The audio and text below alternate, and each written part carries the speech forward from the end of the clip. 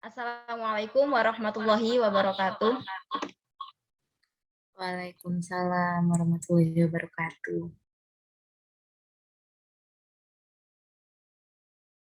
Terima kasih kepada teman-teman yang sudah meluangkan waktunya untuk bergabung dalam kajian pada malam hari ini. Sebelumnya perkenalkan, nama saya Nisa Rahma Jamil atau biasa dipanggil Ica dari Program Studi Ilmu Hukum Angkatan 2021. Pada malam hari ini, pada kajian malam hari ini, kita akan membahas tentang buku kedua dari Kitab Undang-Undang Hukum Perdata yang membahas terkait perbendaan. Pemateri kita pada malam hari ini adalah Kak Banyu Hemaktiar Ramadan dari Prodi Ilmu Hukum tahun 2020 yang juga menjabat sebagai anggota Biro Media Fakultas Syariah dan Hukum Dema Fakultas Syariah dan Hukum tahun 2021, juga anggota Biro Hubungan Internal Fokdem 2020. Halo Bang Banyu. Halo Nisa. Suara gue kedengeran? Langsung saja ya. Iya kedengeran Kak. Langsung saja, silahkan Bang. Oke, makasih Nisa atas pembukanya pada malam hari ini. Bismillahirrahmanirrahim. Assalamualaikum warahmatullahi wabarakatuh. Waalaikumsalam. Selamat malam semuanya, selamat malam teman-teman semuanya. Semoga teman-teman semua selalu dalam keadaan yang sehat. Semoga teman-teman semua selalu dalam keadaan yang teman-teman semua inginkan. Terima kasih udah menyempatkan buat kita belajar bersama-sama pada malam hari ini. Mungkin kalau yang belum kenal, gue kenalin dulu aja kali ya. Kenalin, nama gue Banyu Hemaktiar Ramadan. Gue salah satu mahasiswa dari Prodi Ilmu Hukum dan sekarang masuk ke semester 4. Nah, pada malam hari ini, terutama kita lagi berada di ruang lingkup kajian materi Fokdem, kita akan membahas tentang hukum benda. Nah, hukum benda ini ada di buku kedua KUH Perdata. Mungkin Nisa bisa dimulai share screen-nya. Bentar ya.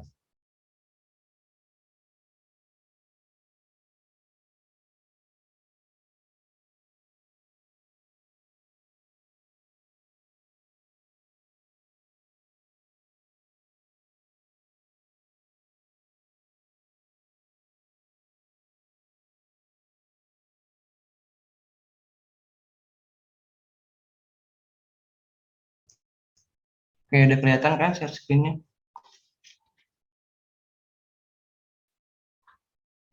Buat teman-teman, mungkin bisa diajak lagi teman-teman yang lainnya. Soalnya buat hukum perdata sendiri ya, yang gua pelajari di semester 2 emang agak sulit dimengerti. Sama kayaknya kayak teman-teman abang-abang kalian yang lain.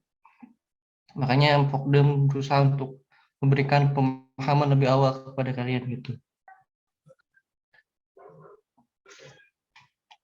Gue mulai aja ya, soalnya udah jam 8 juga. Oke. Jadi sekarang kita bahas tentang hukum perdata buku kedua tentang benda. Bisa di next.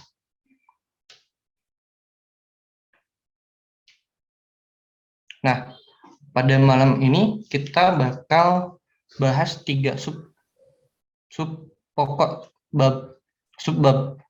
Yani yang pertama ada pengertian tentang benda dan hukum benda, terus macam-macam benda dan hak-hak kebendaan dan asas-asas kebendaan.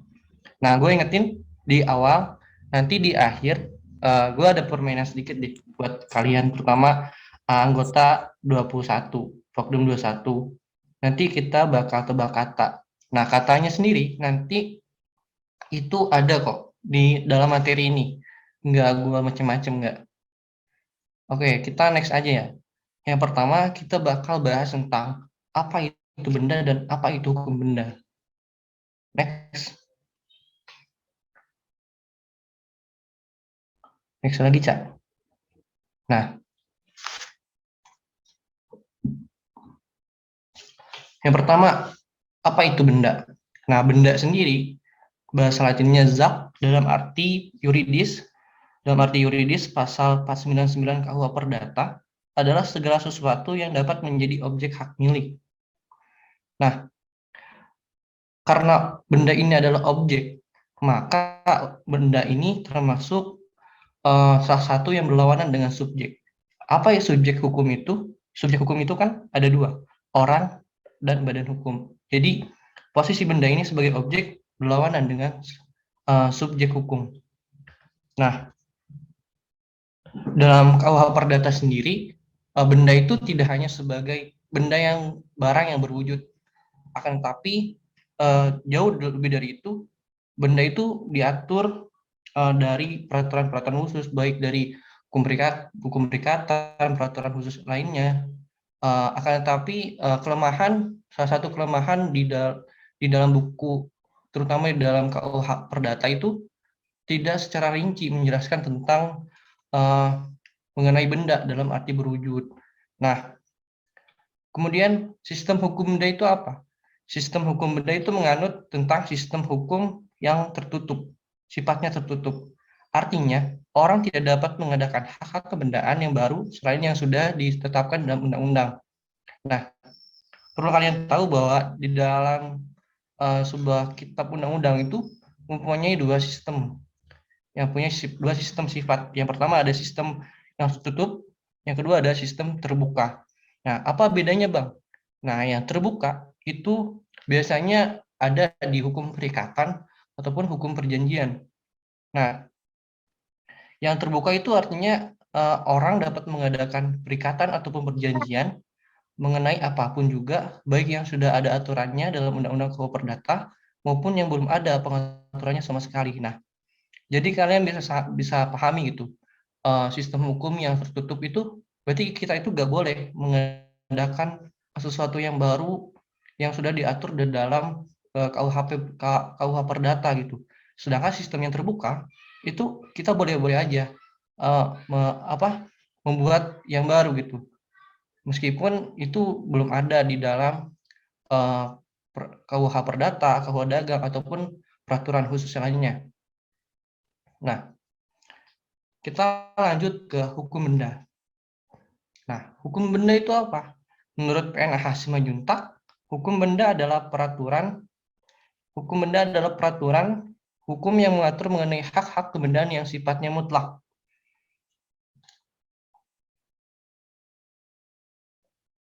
Sebenarnya, coba next lagi, Cak. Nah, sebenarnya dalam KUH Perdata itu dijelaskan mengenai hukum benda itu sendiri, yakni peraturan yang mengatur tentang hak-hak kebendaan dan barang-barang tak terwujud imaterial. Nah, supaya lebih jelas ataupun supaya kalian punya gambaran lah secara mudahnya. Sebenarnya hukum benda itu mempunyai hubungan dengan harta kekayaan mutlak. Nah, apa sih harta kekayaan mutlak itu? Secara umum, harta kekayaan mutlak adalah yaitu hukum yang harta kekayaan mutlak itu juga sering disebut sebagai hukum kebendaan, yakni hukum yang mengatur tentang hubungan hukum antara seseorang dengan benda. Gue ulangi, hubungan hukum antara seseorang dan benda. Nah, hubungan hukum ini melahirkan hak kebendaan yang sering disebut zakelijk recht, yakni yang memberikan kekuasaan langsung kepada seseorang yang berhak menguasai sesuatu benda di dalam tangan siapapun benda itu. Nah, jadi mungkin udah ada gambaran ya mengenai hukum benda, terus gambaran umumnya tentang harta kekayaan mutlak. Next. Nah, selanjutnya kita bakal bahas tentang macam-macam benda. Next, Cak. Nah, di sini gue bakal bahas tentang macam-macam benda menurut sistem KUH Perdata. Sebenarnya banyak ahli yang memberikan penjelasan lebih lanjut tentang macam-macam benda ini. Ada yang dari Pridausni, bahkan dia itu lebih banyak lagi kemungkinan karena perkembangan zaman ya. Tapi secara umum aja gue akan membahas tentang macam-macam benda dari KUH Perdata yang akan kita pelajari nanti. Nah, menurut sistem KUH Perdata, benda itu ada dua. Yang pertama ada benda bergerak, dan yang kedua ada benda tak bergerak. Nah, untuk saat ini gue akan membahas tentang benda bergerak. Yang pertama, ada benda bergerak karena sifatnya. Yang diatur dalam pasal 509 KUH Perdata, ialah benda yang dapat dipindahkan. Misalnya meja, kursi, ataupun dapat dipindahkan dengan sendirinya, misalnya ternak.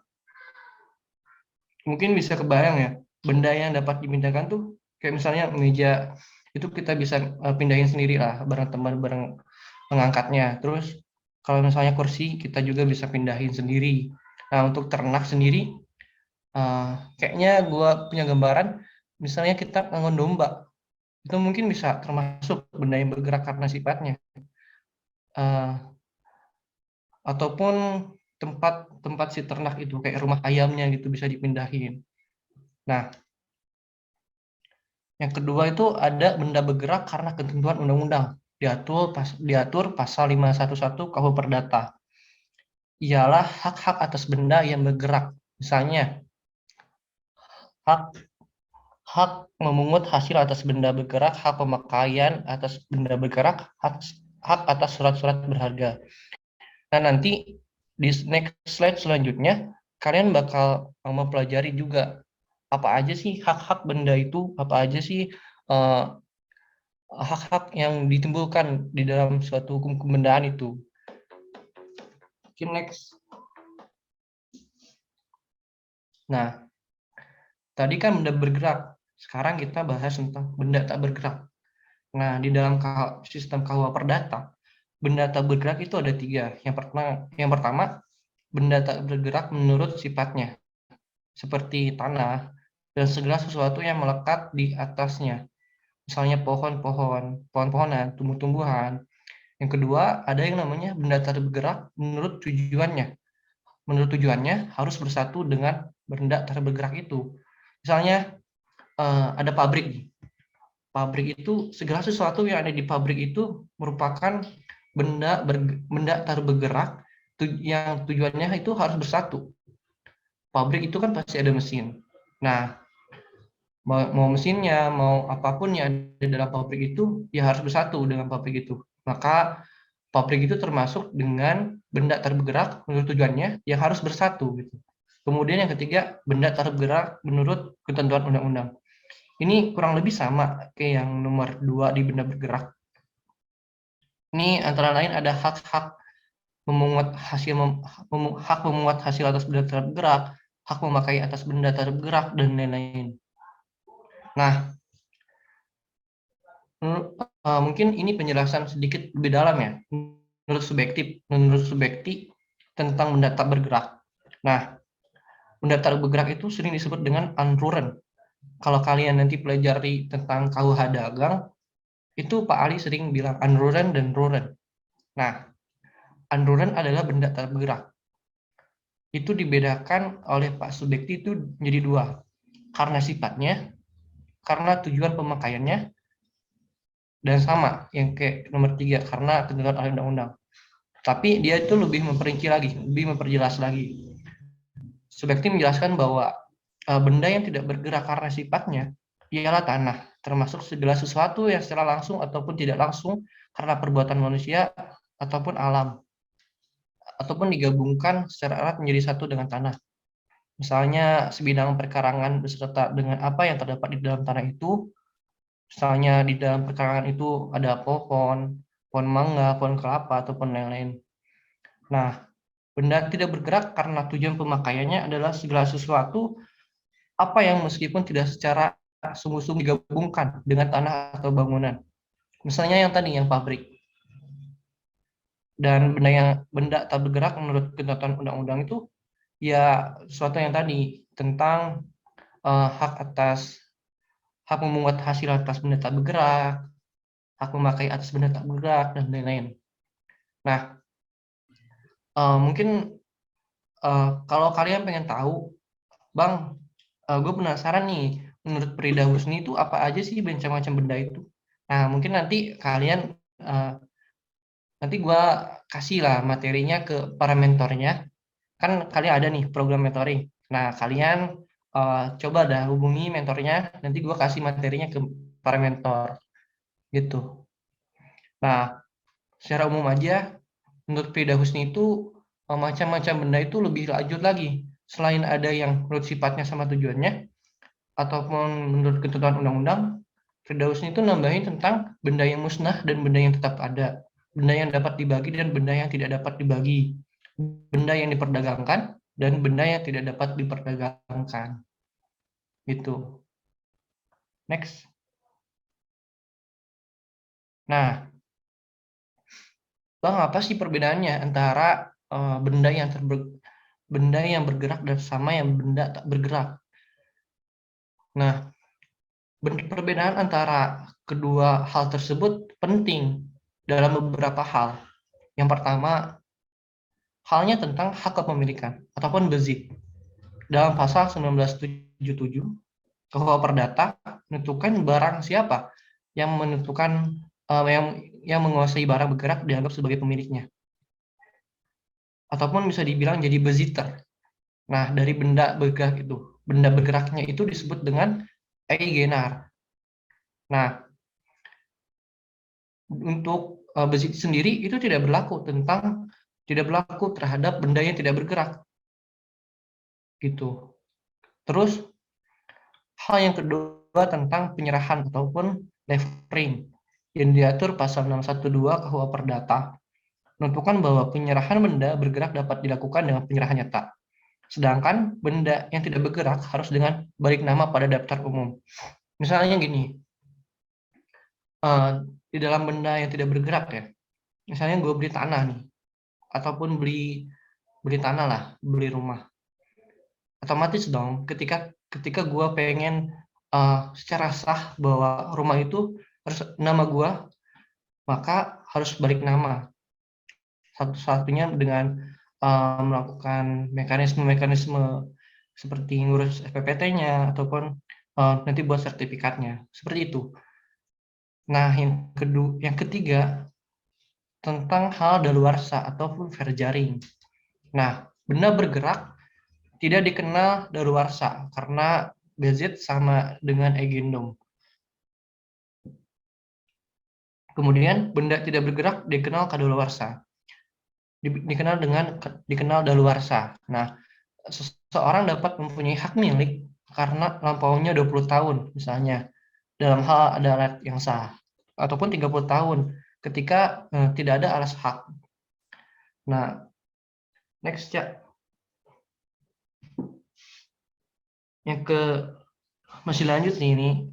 Soalnya ada 5 tentang hal tentang pembebanan ataupun bezwaring.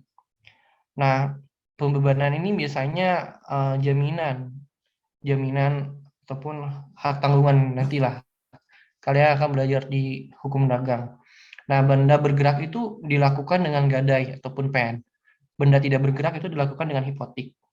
Nah, benda bergerak harus digunakan lembaga jaminan gadai ataupun pen, sedangkan benda tak bergerak harus digunakan lembaga jaminan hipotek. Lalu yang kelima itu tentang mengenai penyitaan ataupun beslak. Vindikator beslak adalah penyitaan untuk menuntut suatu benda bergerak miliknya pemohon sendiri yang ada dalam kekuasaan orang lain. Nah, sebetulnya di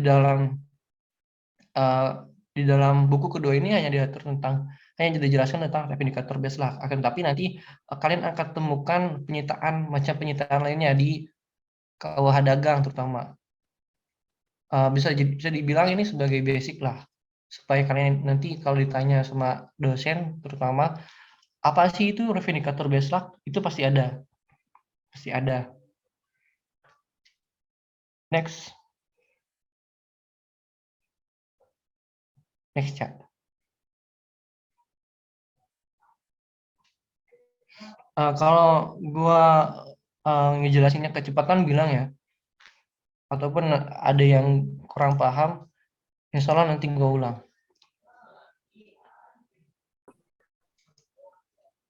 Bentar, hilang.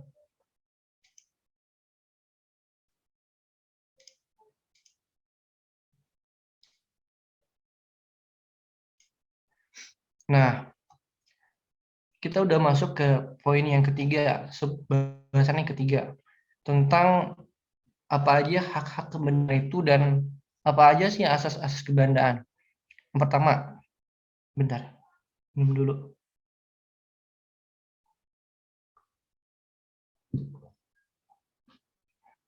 Nah, yang pertama itu ada hak kebendaan. Apa sih hak kebendaan itu?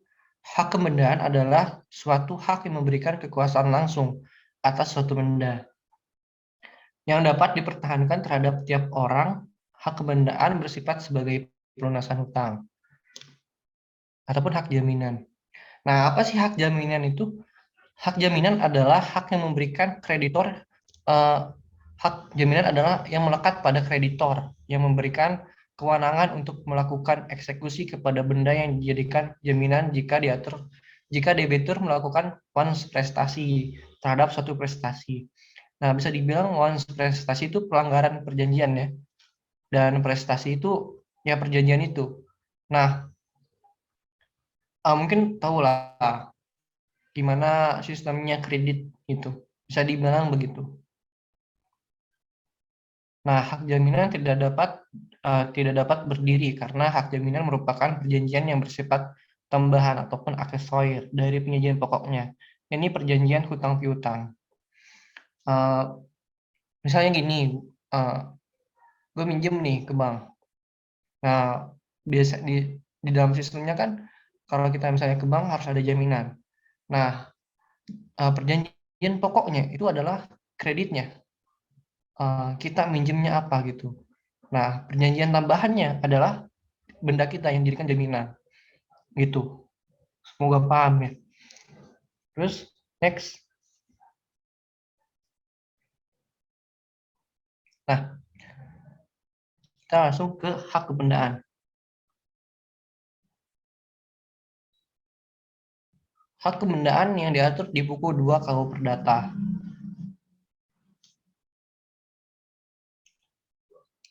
Nah, ada dua. Yang pertama ada hak kebendaan yang bersifat memberi kenikmatan. Yang kedua ada hak kebendaan yang bersifat memberi jaminan. Nah, hak kebendaan yang bersifat memberi kenikmatan itu ada beberapa lagi, ada 4. Yang pertama, bersifat memberi kenikmatan atas bendanya milik sendiri. Misalnya begini, hak milik atas benda bergerak ataupun benda yang bukan tanah. Jadi kita bawa mobil, terus mobil itu milik kita sendiri, itu kan merupakan kenikmatannya. Terus bersifat memberi kenikmatan tapi atas benda milik orang lain, minjem lah istilahnya. Terus hak memungut hasil atas benda bergerak ataupun benda yang bukan tanah. Hak pakai dan hak mendiami atas benda bergerak ataupun atau benda yang bukan tanah. Kemudian tentang hak-hak kebendaan yang bersifat memberi jaminan itu yang tadi. Kalau kalian masih ingat yang tadi gue jelasin bahwa gada itu sebagai jaminan benda bergerak, sedangkan hipotek itu sebagai jaminan dari benda yang tetap ataupun benda yang tetap bergerak ya. Next ya. Nah, selanjutnya kita bahas tentang asas-asas kebendaan. Sebetulnya asas-asas kebendaan ini ada 10 ya. Tapi gue di sini cuma nyantumin 5. Akan tetapi ini biasanya seingat gue ini asas-asas yang sering keluar di ujian akhir kalau nggak salah sama Pak Abu. Nah, kita langsung jelasin aja. Yang pertama ada asas individualitas. Yakni objek kebendaan selalu benda tertentu atau dapat ditentukan secara individual yang merupakan kesatuan. Artinya berwujud dan merupakan satu kesatuan yang ditentukan menurut jenis jumlahnya. Contohnya rumah ataupun hewan. Kedua, yakni asas totalitas, yaitu hak kebendaan terletak di atas seluruh objeknya atau sebagai satu kesatuan. Contohnya seorang memiliki sebuah rumah nih, maka otomatis ada semua benda yang ada di dalam rumah itu kayak jendela, paku, kaca, pintu, keramik, genteng ataupun hal yang lain yang melekat pada rumah itu, ya otomatis menjadi hak kebenarannya gitu. Terus ada asas tidak dapat dipisahkan, yaitu orang yang berhak tidak boleh memindahkan tangan sebagian dari kekuasaan yang termasuk hak kebenaran yang ada padanya. Selanjutnya ada asas yang hak yang mengikuti. Nah, gue sering menyebut ini sebagai asas droit de suite. Gitu sih nyebutnya, droit de suite. PPT-nya hilang ya?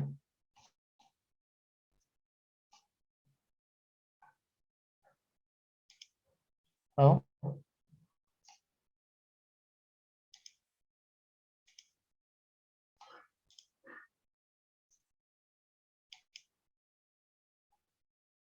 Maaf, tadi jaringannya agak ini. Benar ya. oke, Cak. Sudah terlihat. Udah aman. Nah, gue ulang. Ada yang namanya asas hak yang mengikuti, ataupun yang sering disebut itu asas droit de suite. Artinya benda itu terus-menerus mengikuti bendanya dimanapun juga, dalam tangan siapapun juga, barang itu berada. Kemudian ada asas dapat dipindah tangankan, yaitu semua hak kebendaan dapat dipindah tangankan. Nah, ini agak sedikit gua agak konversi dengan hukum perdata barat. Dimana kalau di hukum perdata barat itu benda itu tidak dapat dipindah tangankan seperti hak pakai dan hak mendiami. Akan tetapi setelah berlakunya undang-undang hak atas tanah, undang-undang hak tanggungan, semua hak kebendaan dapat dipindah tangankan gitu. Next ya.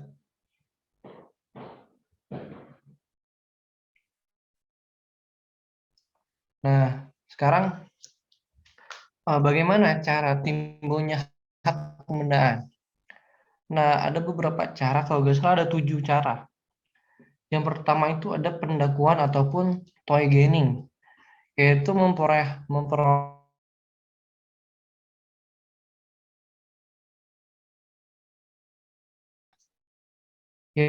nah, contoh sederhananya tuh sebelumnya tuh res nulus ini hanya berlaku pada benda yang bergerak. Nah, contoh sederhananya itu gue memburu rusa di hutan. Otomatis dong, rusa itu bukan milik siapa-siapa. Karena tempat lokasinya itu kan di hutan. Hutan itu kan luas banget. Mana mungkin ada orang yang lepasin rusa sengaja di hutan gitu. Gak akan ada. Kemudian gue menangkap ikan di laut. Nah, ikan ini kan nggak ada yang punyanya kalau di laut. Ikan ini ciptaan Tuhan gitu kalau di laut.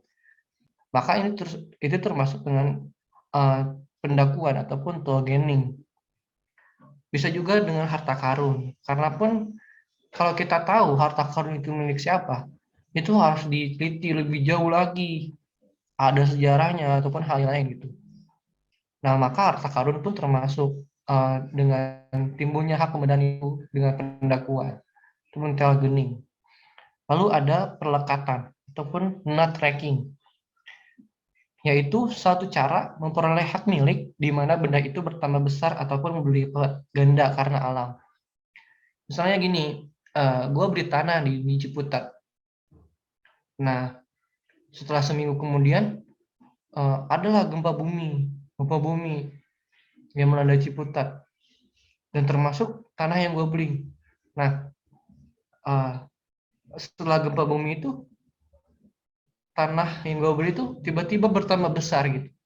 Nah, itu pun termasuk tentang cara timbulnya hak kebendaan mengenai perlekatan ataupun tracking. Kemudian ada daluarsa ataupun perjaring, yaitu suatu cara untuk memperoleh hak milik atau membebaskan dari suatu perikatan dengan lewat suatu waktu tertentu dan syarat-syarat tertentu yang ditentukan dalam undang-undang ataupun ini diatur pasal 1946 KUH Perdata.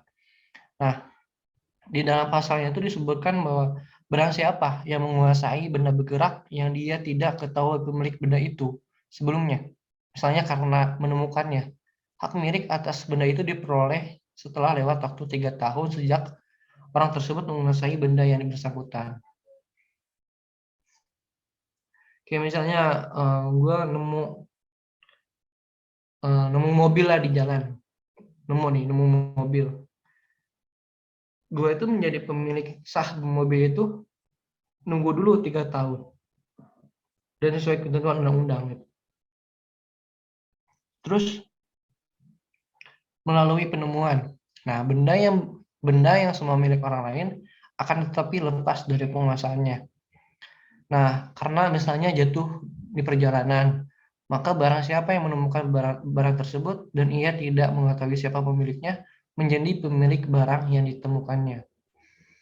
Jadi kalian kalau nanti di jalan ketemu emas 1 kilogram, kalian ambil batu. Kalian itu nggak tahu siapa siapa pemiliknya.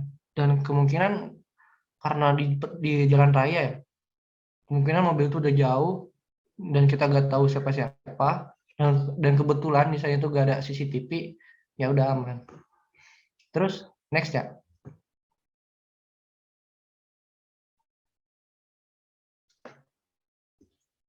Bisa di next ya.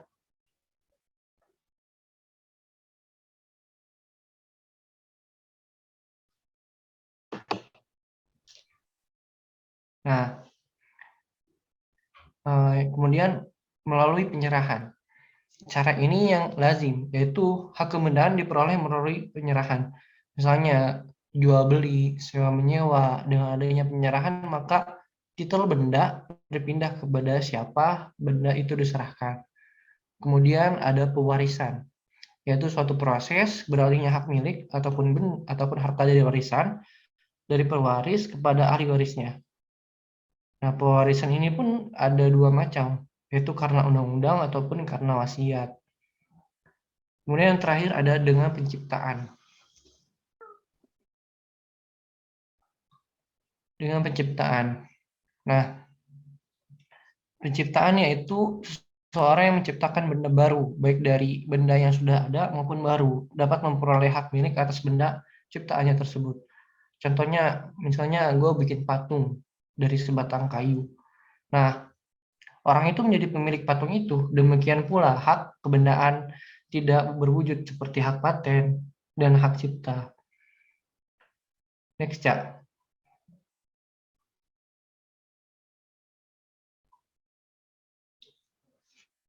Nah, kemudian tadi kan kita udah bahas nih, bagaimana sih hak kebendaan itu muncul. Lalu kita akan bahas tentang bagaimana ataupun apa sebabnya hak kebendaan itu bisa terhapus. Yang pertama itu ada bendanya lenyap atau musnah.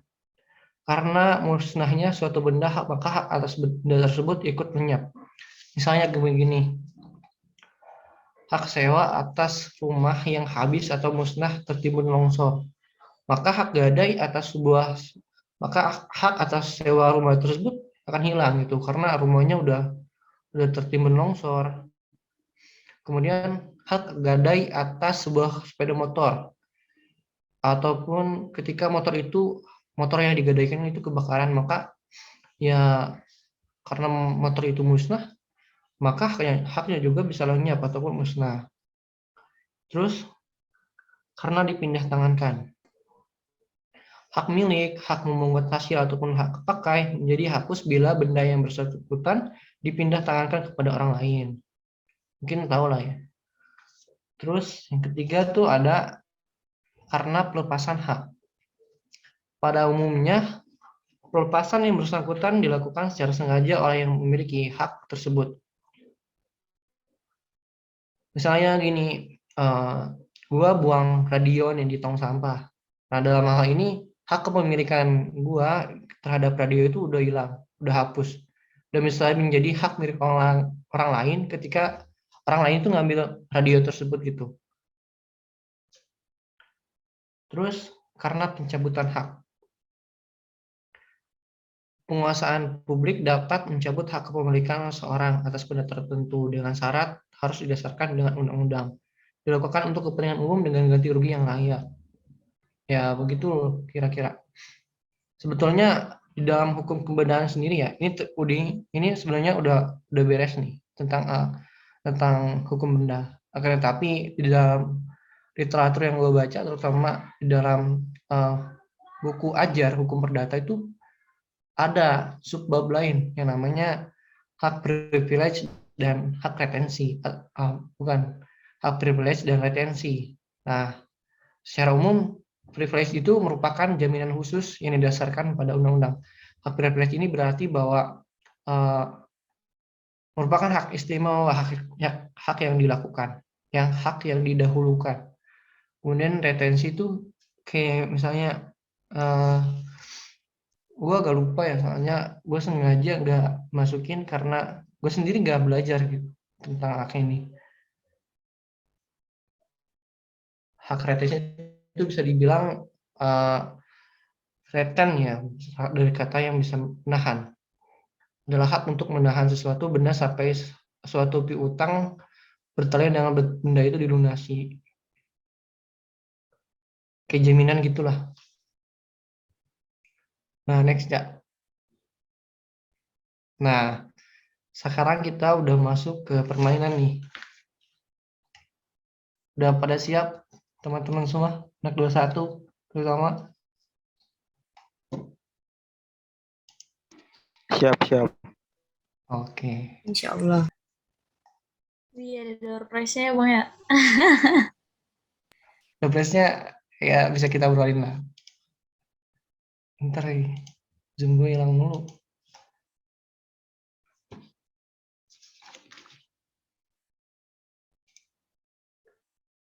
Oke, Cak. Next, Cak.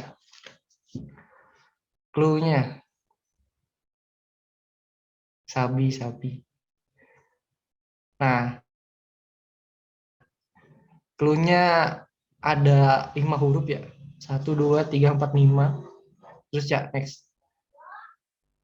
Clue-nya terus next, Cak. Huruf pertama merupakan hasil dari, nah, hitung dah. Ayo yang mau hitung, huruf pertama merupakan hasil dari 5 log 100 dikurangi 5 log 4 sama dengan 5 log 100 per 4. Huruf pertama itu. Masih belum ada yang mau jawab? Atau belum ada yang bisa jawab? Ayo, anak 21. Ini seru dong, asli. Huruf pertama merupakan hasil dari itu tuh, perhitungan itu. Ayo, gue kasih waktu 5 detik dah. Ayo teman-teman dijawab yuk.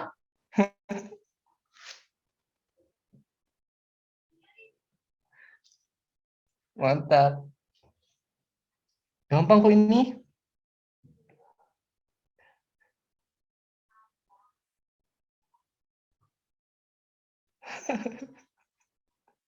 Oke, next, Cak. Nah, Rehan Nabila bener nih. Asli, Rehan Nabila bener. Nah, salah satu nama hak, lanjut ya, udah dijawab sama Rehan Nabila. Mantep, Rehan Nabila. Diatur dalam pasal 1977 KUH Perdata. Nah, keren nih Rehan Nabila nih. Boleh tepuk tangannya semua. Pakai yuk, reaksinya yuk.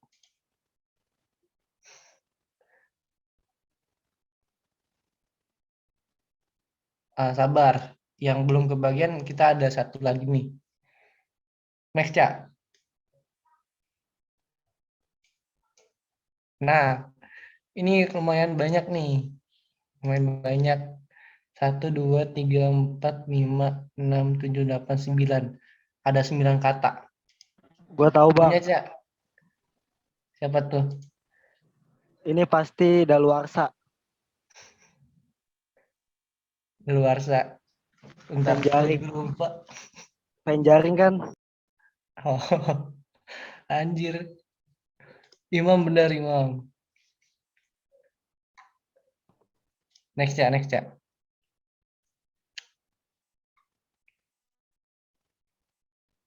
Tepuk tangan dulu buat Imam yuk. Gila, pada benar-benar semua. Tapi sayang sih tadi yang soal logaritma nggak ada yang mau jawab. Udah mudah itu. Apa tadi Rehan dan Nabila ngitung dulu ya, baru tahu.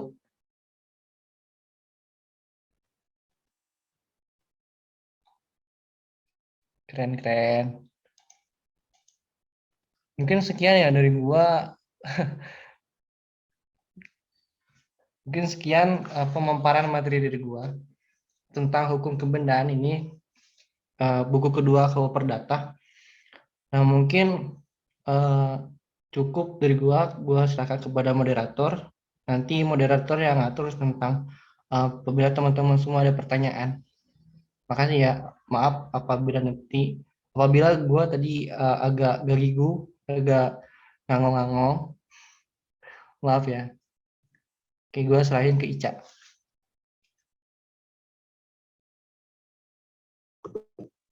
Oke, buat teman-teman yang mau bertanya, kebetulan Zoom punya fitur raise hand nih, sama fitur chat. Bisa langsung raise hand atau bisa bertanya lewat chat ya.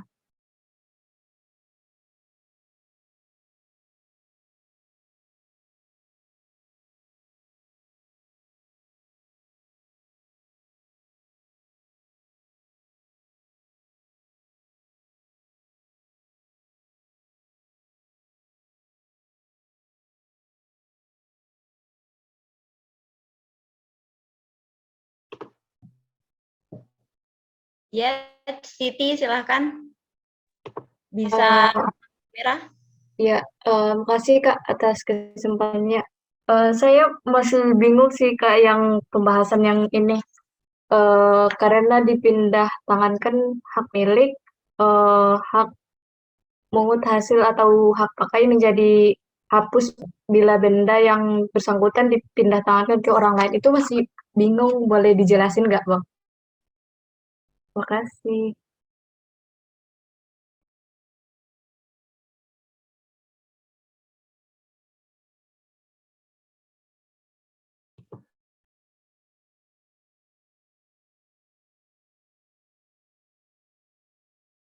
Di next dulu aja, Cak.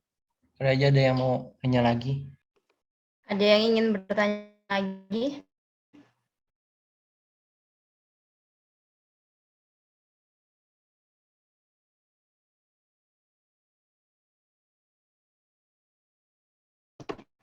Silakan Imam Gunawan. Itu nanya tentang pencabutan hak kebendaan yang kan tadi kan ada apa eh, terdapat pewarisan ya. Terus juga sebelumnya ada kata wasiat. Nah, kalau misalnya ada seseorang gitu ya kan dia udah punya perusahaan terus dia mewasiatkan perusahaannya itu ke asisten. Nah, sedangkan seperti yang kita tahu setiap orang yang meninggal atau apa dia pasti harus membagi hartanya melalui harta warisan. Nah, kalau misalnya ini bertentangan antara wasiat dan pewarisan, manakah yang didahulukan antara pewarisan ataupun wasiat tersebut? Eh, Terus bagaimana penyelesaiannya dengan kita mengajukan ke pengadilan umum, ke pengadilan agama atau pengadilan negeri atau secara media.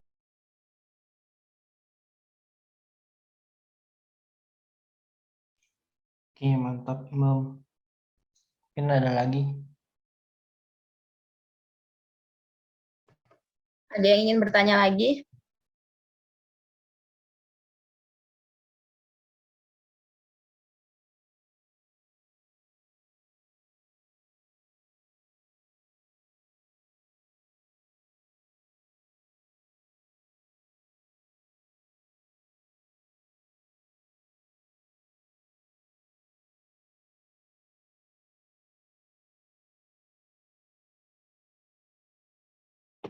Ayo teman-teman, tanya yuk.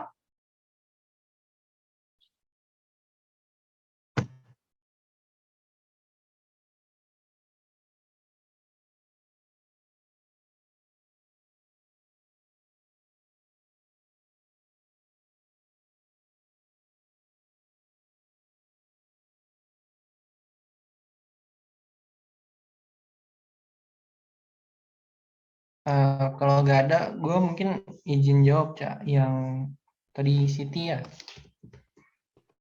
Iya, Bang. Bentar.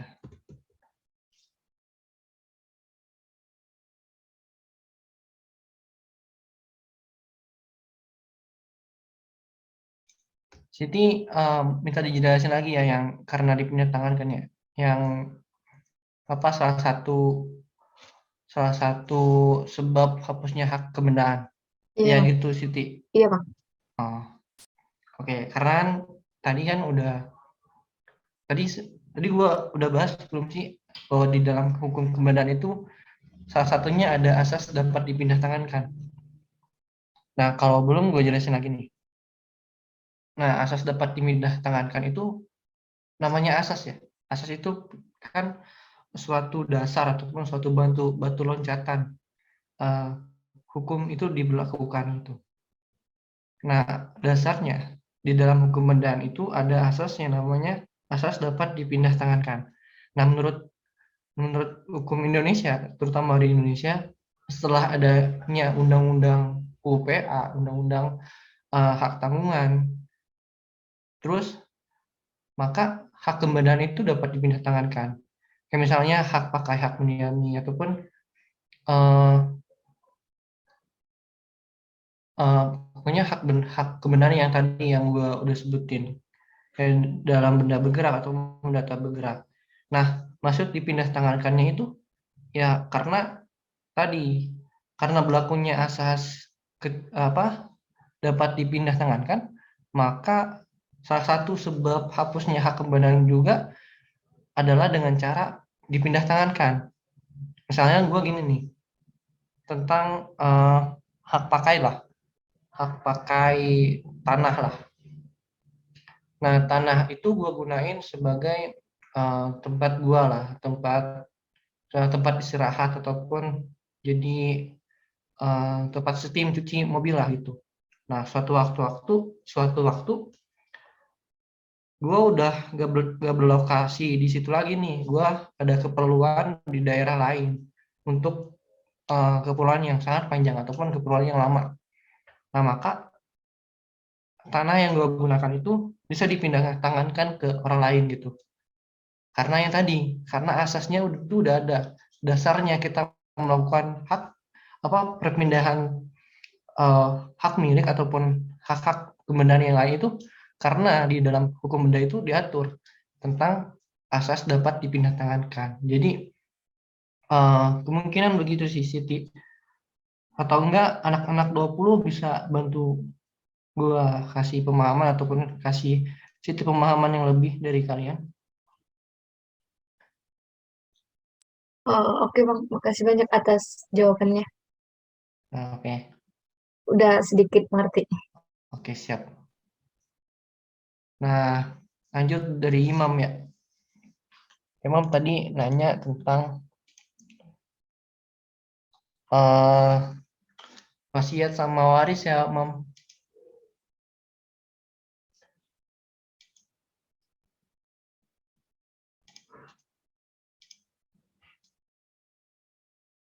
Nah,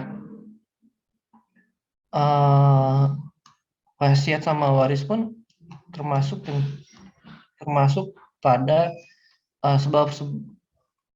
cara-cara timbulnya hak kebendaan. Nah, tadi kan Imam nanya nih, kalau nggak salah wasiat dulu apa waris dulu gitu, Mam? Iya Bang.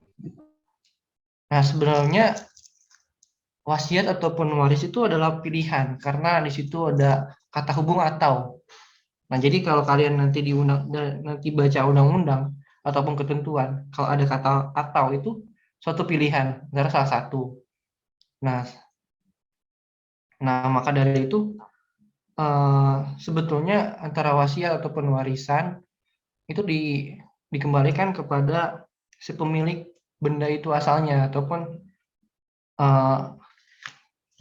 ya hak milik dari orang pada awalnya gitu. Misalnya gini nih, gue punya tanah luas banget di Ciputat lagi lah, sampai tanahnya itu lebarnya hampir sama kayak UIN. Nah, suatu waktu gue itu meninggal. Suatu waktu gue itu sakit nih. Nah, karena gue sakit, karena tanah gue tuh banyak, maka eh, gue tuh punya rencana buat membagikan lah tanah gue itu ke anak-anak gue. Nah, ada yang disebut dengan ilmu mawaris. Nah, pastilah Imam tahu lah. Imam kan pasti tahu lah ilmu mawaris itu apa. Nah, ilmu mawaris gue bagi-bagi dah tuh ke anak-anak gue gitu secara adil karena berdasarkan ilmu mawaris. Nah, apa bedanya sama wasiat? Nah, wasiat itu bisa jadi orang yang bukan keturunan kita ataupun orang eh, yang tidak sedarah dengan kita. Itu kita tulis wasiat nih bahwa misalnya gue punya tanah terus punya mobil mewah banyak, mobil Ferrari gue buat Ilyas. Nah, bisa itu di wasiat. Nah, wasiat ini disampaikan oleh siapa? Biasanya sama kuasa hukum sih kalau salah. Nah, alhamdulillah dapat Ferrari. Amin ya. Gitu. Jadi kalau nanti penyelesaian di pengadilan ataupun alat mediasi itu biasanya ada berarti ada yang menolak tuh antara hasil dari wasiat itu ataupun dari warisan itu. Biasanya gitu, Mam.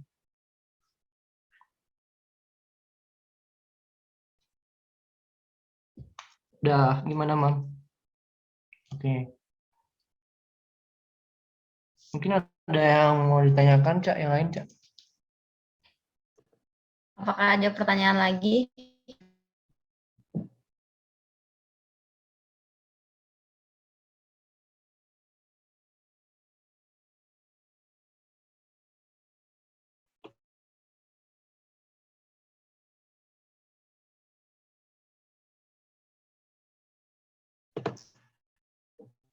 Silakan, Kak Rida. Ya, tadi kan bahasannya menarik banget nih ya, yang pertanyaan dimulai dari Imam tuh terkait waris dengan wasiat. Nah, mau nanya juga dong, sebenarnya di hukum perdata itu diharuskankah surat wasiat ini untuk memberikan harta waris kepada ahli warisnya, Bang? Gitu aja sih pertanyaannya.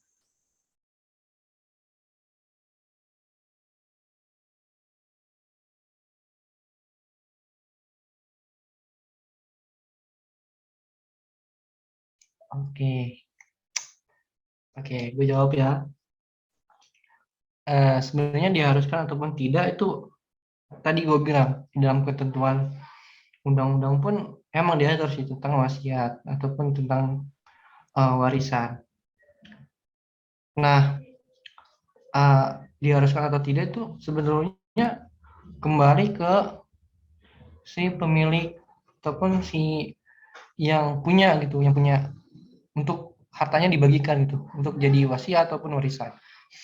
Saya dibilang ya kalau misalnya gua nih punya masalah sama anak-anak gua misalnya gitu, dan gue tuh nggak mau bahwa harta gue tuh dibagi ke anak gue itu gak mau dibagi gitu. Nah, gue tuh inilah tentang wasiat.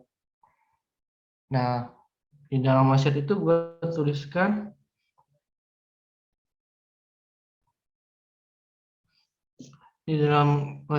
tuliskan nama-nama yang berhak untuk mengurus harta gue gitu.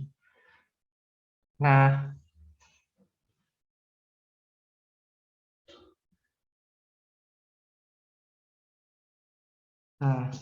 ada juga yang bilang bahwa wasiat itu pemberian suatu benda secara sukarela dan tanpa balasan dari seseorang kepada orang lain yang masih hidup untuk dimiliki.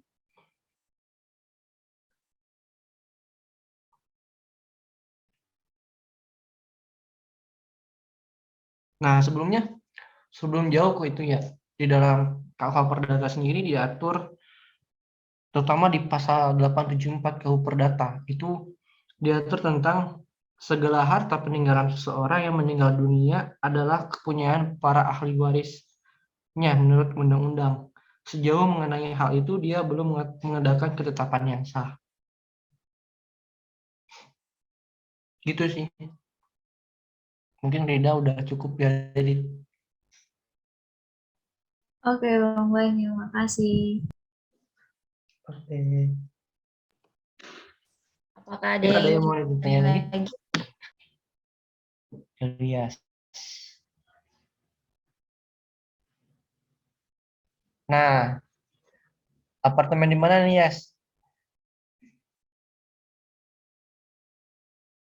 Gila, Iryas udah punya Ferrari, udah punya apartemen. Anak muda panutan emang.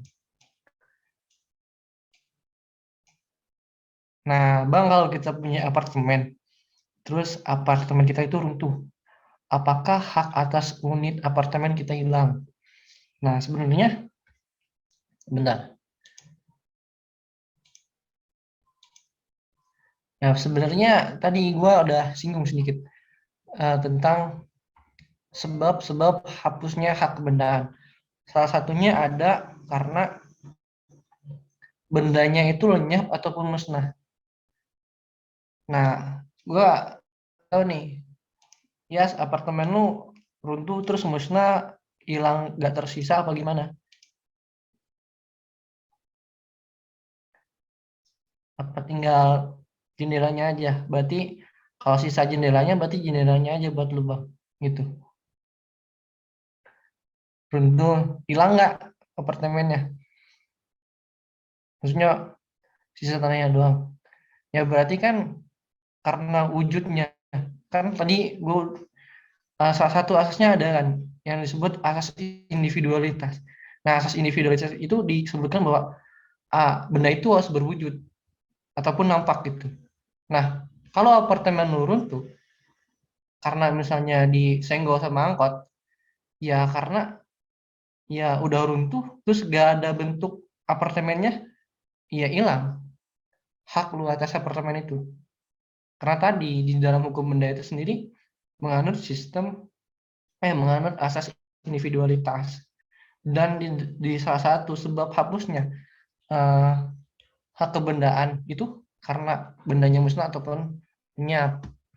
Karena berhubung apartemen lu itu udah runtuh, terus sisa tanahnya doang, ya kemungkinan hak apartemen bangunannya itu hilang.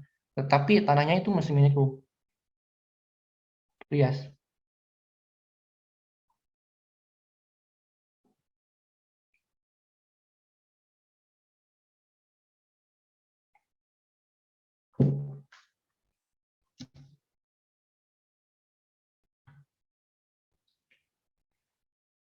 Mungkin udah cukup ya. Bagaimana Ilyas? Apakah sudah terjawab?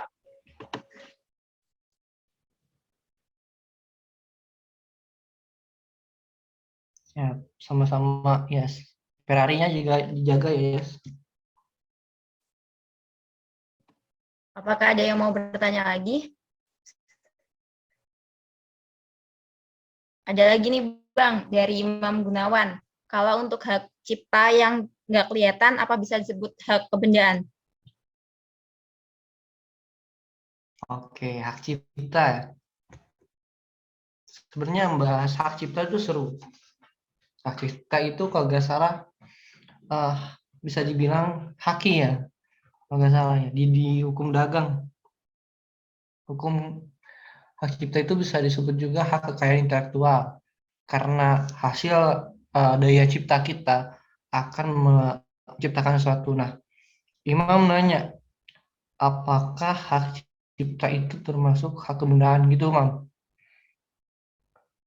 Iya Bang. Ah, bentar.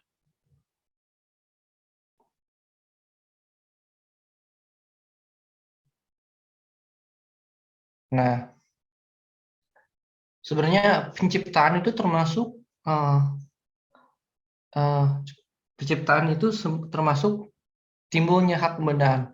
Salah satu cara untuk timbulnya hak kebendaan. Misalnya gini, Mam, lu bikin eh, lu bikin lu bikin sebuah alat nih, sebuah alat untuk bikin teman-teman lu senang.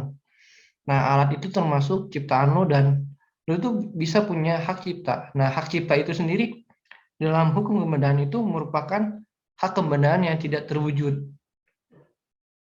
Makanya gue bilang tadi di awal bahwa hukum kebendaan itu tidak hanya mengatur tentang benda yang berwujud saja. Makanya di dalam pengertiannya itu ada benda yang tidak berwujud ataupun imaterial. Itu mungkin bisa dibilang akal pikiran kita, karya kita, terus gagasan kita ataupun hal yang lain. Nah, untuk hak cipta sendiri itu termasuk hak kebendaan yang tidak terwujud. Selain hak cipta itu ada lagi yang namanya hak paten. Itu, Mam.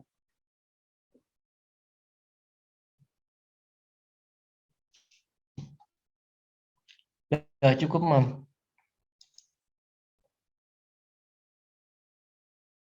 Oke, oke. Lanjut, Cak. Apakah ada yang mau bertanya lagi?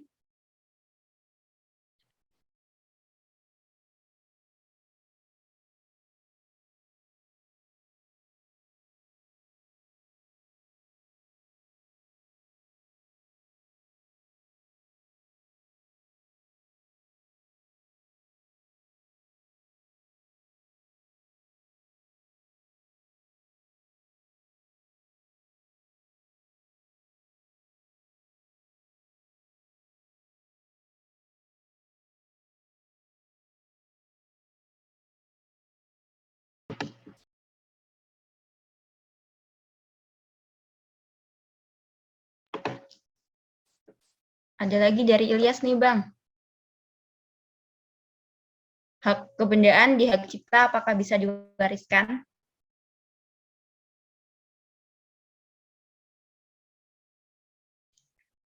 Hak kebendaan hak cipta apa bisa diwariskan?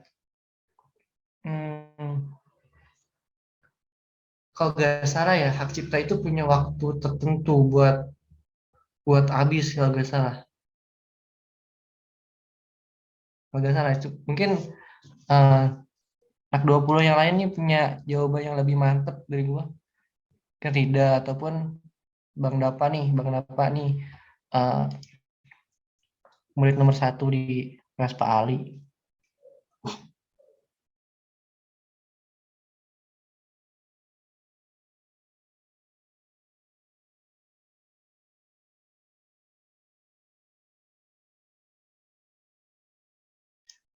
Atau nggak jawaban gua tadi, Mam, udah cukup belum? Yes. Kalau nggak salah ya, gua tuh bahwa hak cipta itu punya waktu dah, buat waktu tertentu buat ya nanti pun hilang. Terus ada juga hak cipta yang nggak perlu dipublikasikan, tapi orang-orang tuh udah kenal sama ciptaannya dia. Oh, ini ciptaannya si Ilyas nih gitu. Nah, Bang Dapa nih, Dapa Yudhistira nih. Silakan, Bang.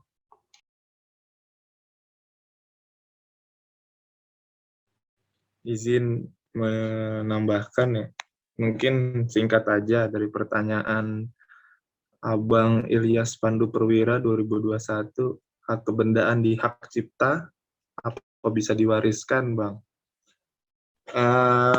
Ini mata kuliah hukum dagang ya, Mbak ya, tentang hak cipta, hak paten, dan hak-hak lainnya.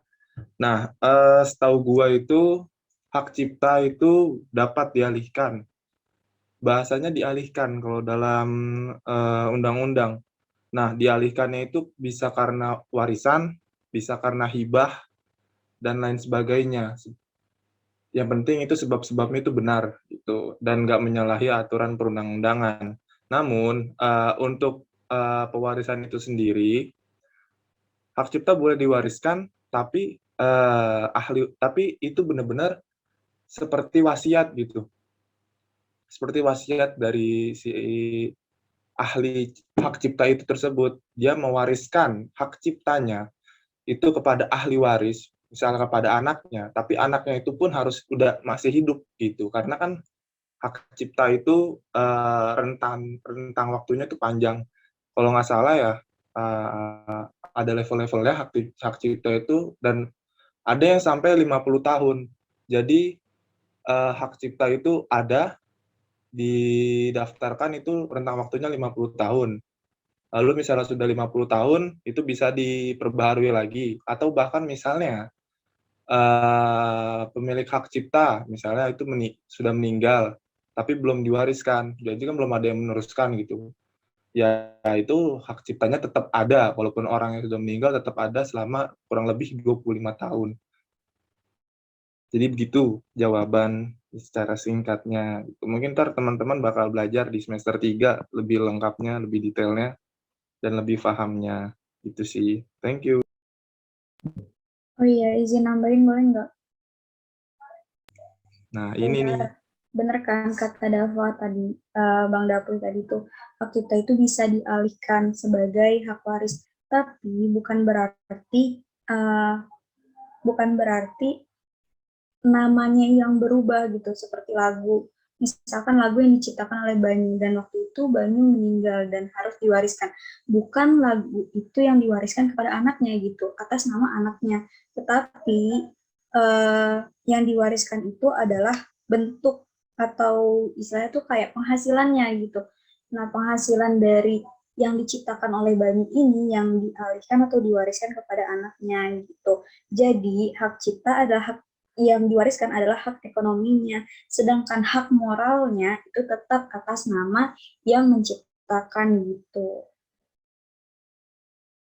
Gitu aja sih tambahannya.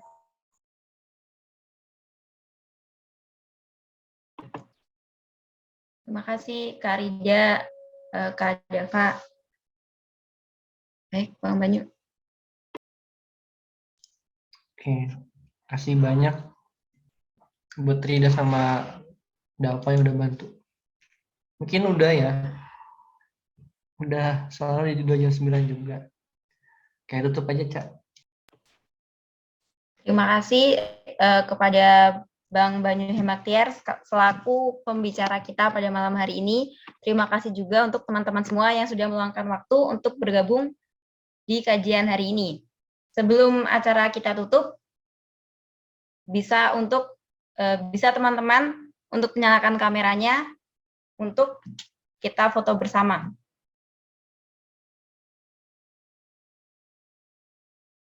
On cam dulu yuk.